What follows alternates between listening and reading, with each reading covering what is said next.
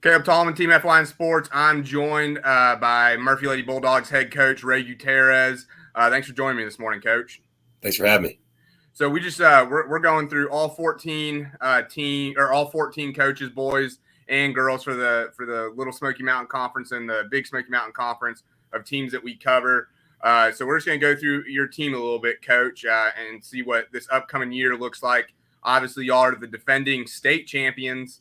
So, obviously you got a target on your back, but it always feels like that for y'all. Go ahead and tell us who are some key players, whether coming back this year or some big contributors for your team. So we have three returning seniors from last year's team, Torrin Rogers, Amber Martin, and Taylor Phillips. And, Torrin was the all-world, not really, but she is one of the best players in the state, and she has so many accolades that take up the entire day, entire show to go through them. So she signed with Richmond, which is a Division I program, to play basketball, and so she was about a 25-12 type kid last year, and we're going to need her to be even better than that this year. And then you have Amber and Taylor. They've been in the program for this is their fourth year in the program. They've played significant minutes for us in and out of the starting rotations last year for us, and so expect big things and their contributions to be huge this year. We had a lot of sophomores and freshmen last year, and those kids usually, on a normal year would play JVs and get that experience on a JV level. We didn't have JVs last year.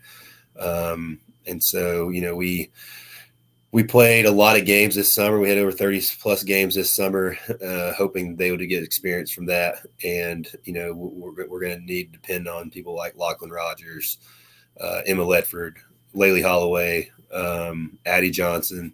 There's some kids that we're going to have to, not necessarily, give the ball to in the clutch, but at the same time, we're going to depend on them. We're going to need them to play high level basketball. Absolutely. So you mentioned some of your surprise players that could come up. Go ahead and share us just a little bit. Now's a good time. Tell us about your coaching staff. I know you've got one of the better coaching staffs in the area, and a lot of times everyone knows who you are, Ray, but not everyone knows that you're surrounded by a great staff. Listen, our success is, there's a lot of people behind the scenes in our program, and the coaching staff that I have is the best. I'd put them up against anybody. And so you have Cody Webb, who's my number one assistant. He's helped me the last 5 years. Just a great passion for the game of basketball. Kids love him. And you also have my wife, Holly Gutierrez. She's helped me for the last 12 years of coaching. Come in November to March, we just talk basketball nonstop. And so, we leave practice and go home and talk basketball and talk hoops, talk about the team. And so, she's on staff. And then Jordan Lovingood, she's the head volleyball coach here. She's helped us out on the JV program, as well as the varsity program for the last 5 years. Hard worker, kids love her. And then you have Keith Holloway, who's our statistician. He's been with me, ever since I first started at Hiwassee Dam, 9 years ago. And,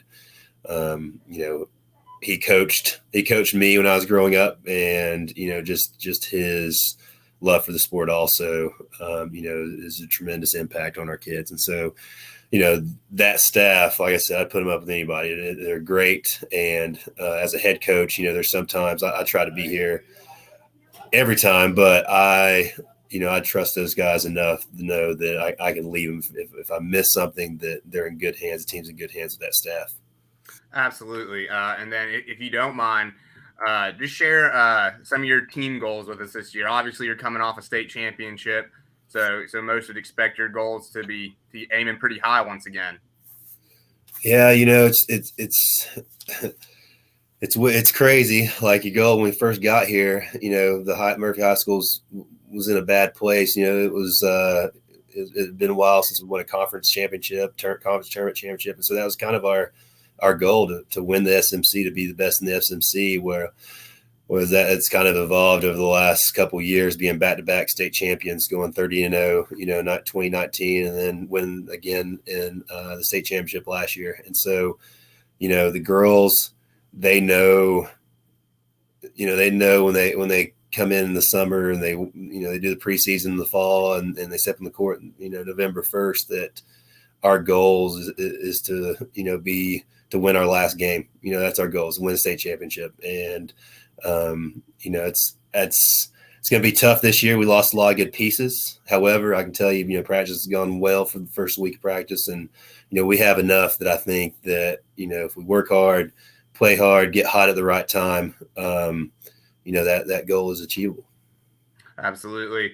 And then, you mentioned it just a little bit. My belief is I feel blessed to be working with TeamFYNSports covering the Smoky Mountain Conference, especially in girls basketball. I feel like it's probably the best 1A girls basketball conference in the state. But just share your thoughts on some of the rest of the conference and how you guys stack up, obviously, and then some other teams you think have a chance to play with y'all this year. I thought when the reclassification hit us that a lot of sports would be impacted, but I thought that the girls basketball, that we could hold our own. Now, there's some good teams that's come down from 2A, Mount Heritage, to name one in particular, but as a conference, it's going to be a meat grinder this year. Last year was tough, and this year I think there'll be so much more parity this year than it's had in the past. And so you're looking at, Robbinsville, who won the conference last year, they'll be a tough out. Cherokee, they got some young kids coming up that are really, really talented. And, that's the type of team that you just, as a coach, you just prep for them so hard, just because they can get hot and they can beat anybody. Fortunately we've played well against them in the past, but every year, Cherokee's going to be a tough out. And then you have Swain's going to be, they're going to be better this year. They got a new coach. They got all their pieces back. They're going to be tough. Saw them a little bit this summer. And who else?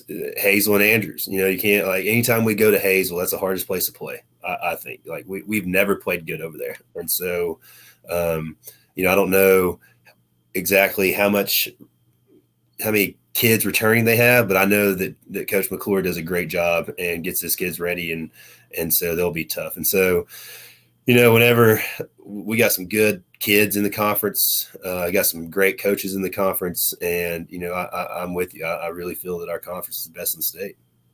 Absolutely. I know you mentioned Hayesville. Your game against Hayesville at Hayesville on January 28th, which is towards the end of your schedule. That'll be a game that's live on fyntv.com. And obviously we'll get more into it. And hopefully we pick up a couple more of y'all's home games as well. But the last question I'll ask you is just tell us about your schedule just a little bit. Obviously we know your conference schedule. Are y'all playing in any showcases, Christmas tournaments, that kind of stuff that fans can be looking out for? Yeah, so at the end of the year, I must have made our schedule right off the state championship because it's grueling. I look at it now and I'm thinking, what in the world did I do? And so, the state came out with this RPI thing, and I didn't know at the time how exactly it was going to work. I just knew that we couldn't have no cupcakes on here. We had to go challenge ourselves, not only for ranking wise for playoff, but also just to get a gauge of who we are. And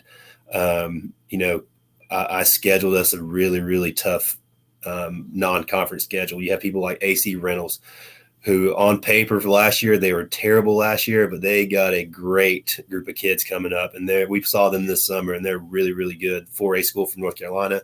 You have Inca, another 4A school of North Carolina. I think they went to the Elite Eight last year. They got one of the better players in Western North Carolina. Played them twice. We got Fannin County, who, of course, went to the state championship in Georgia last year. We got Lumpkin County, who went to the Elite Eight last year in Georgia. Then we play in the Battle of the States in Towns County, and I saw that schedule where Rabun County is going to be there. I'm not sure what round we may see Rabun, or if we will at all. But If we do, they're always good. And so, that's a grueling schedule. That's tough. And, like I said, we're going to depend on, some freshmen, some sophomore this year. And so we're going to put their feet to the fire real fast. Absolutely. Did you mention what Christmas tournament y'all are playing in? Yeah, we're going to Battle of the States in Towns County. Gotcha. Yeah. And so that's always a good one. Y'all have won that one before, so it'll be good. You got any closing thoughts for us, Coach? Anything else you'd like to share? No, I know that hopefully, last year we could only let 25 in the gyms, and as a basketball, or I guess as an athletic program, that was a struggle financially. But aside from all the finance stuff, just this past year, seeing the volleyball team have success and their big, great, crowds that they had, I'm just excited that we can get, butts back in the seats and have our community and, communities across conference come out and support our kids. And, they feed off the energy. And I know that I'm really excited about this basketball season. Absolutely. Appreciate you joining me, Coach. Thank you.